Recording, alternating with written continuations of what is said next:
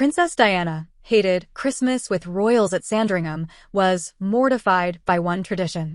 Princess Diana hated spending Christmas with the royals at Sandringham. The claim was made by Ingrid Seward, editor-in-chief of Majesty magazine and author of My Mother and I, which explores King Charles's relationship with his late mother, Queen Elizabeth II. A friend of mine worked there at the time. Seward told Fox News Digital about the country estate where the royals celebrate the holidays. Diana hated Sandringham, said Seward. Even when her romance with Charles was going well, she still didn't like it. I think she found it claustrophobic because Diana was such a free spirit. She didn't want to have to enjoy herself with so many rules. But they're not rules. They're just traditions of royalty. There's an order of precedence, who goes through the door first, and all kinds of things, Seward explained. It's very archaic, and I think it made Diana feel uncomfortable.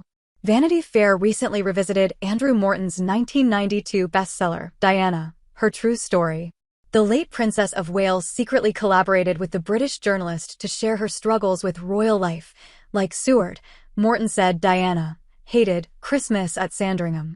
He claimed her disdain for the tradition began at her first Christmas at the estate with the royals in 1981, 5 months after she married then Prince Charles.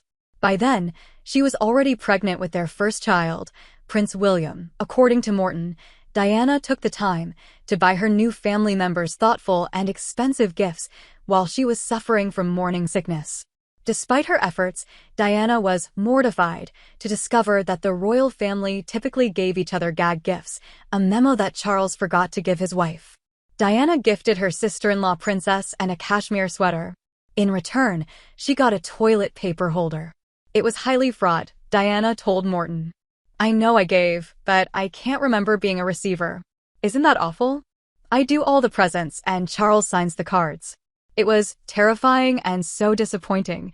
No boisterous behavior, lots of tension, silly behavior, silly jokes that outsiders would find odd, but insiders understood. I sure was an outsider, Diana added. Seward said she wrote about that incident years and years ago, before Diana confirmed it through Morton. My friend who worked there was looking after Diana, said Seward. They went off shopping and bought beautiful cashmere sweaters, florist soap and things like that. And she was absolutely mortified when she'd got these really beautiful presents, all sorts of very expensive, but small gifts, and she was given a bath hat or something. She just couldn't understand it, Seward shared. To her, Christmas was all about spending a bit more than you could probably afford and getting really nice presents. While the royal traditions didn't give Diana Christmas cheer, Seward said the princess had known Sandringham all her life. She used to live there, said Seward. Her father had a house on the estate literally down the road from the big royal house. Diana spent a lot of time there.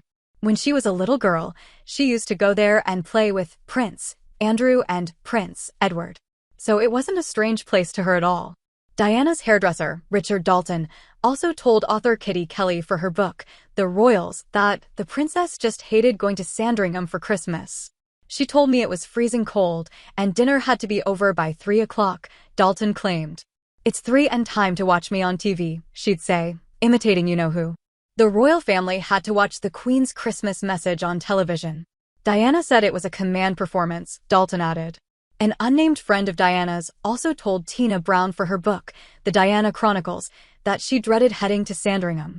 Whenever we talked it was all about tactics, what to do next, the pal claimed. British royal expert Hilary Fordwich previously told Fox News Digital that Diana's attempt to win over her family with her gifts proved to be an embarrassing and painful experience.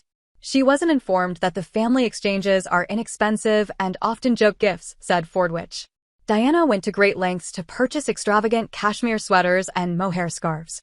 Since gifts are opened up with everyone watching, the entire room collapsed into giggles, laughing at her, not with her.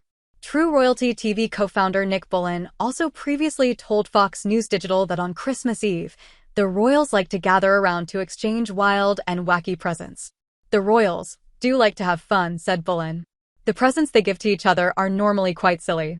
If you've got all the greatest jewelry in the world, all the greatest works of art in the world, all the greatest clothes in the world, what do you give each other on Christmas? It tends to be small joke.